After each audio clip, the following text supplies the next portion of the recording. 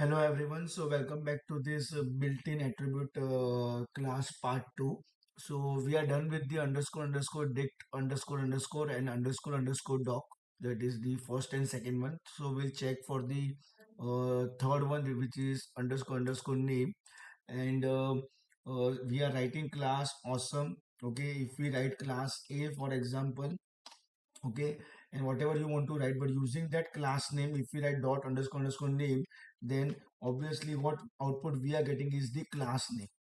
Okay, same way if I write module, okay, so here you all can see that in interactive mode it will give us always underscore main, but this actually gives us the name of the module in which class is defined.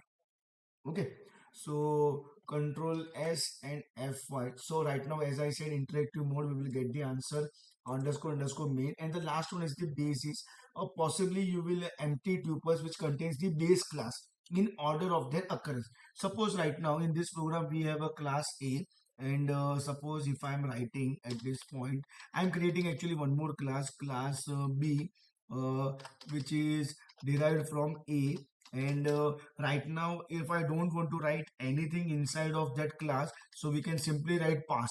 That means we will write the body part of the class B afterwards, and it is valid.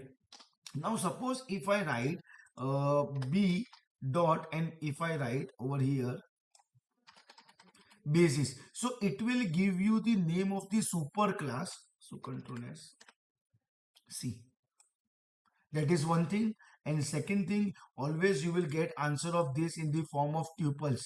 As I said, for dictionary we are getting answer in curly brackets, so for this we will get answer as what? Tuple. And even if you write only A, that is your base class only, then you will get answer as a class and object, because it is not derived from any class. So you will get answer as what? Class and object, or possibly empty tuples which contains the base class in order of their occurrence.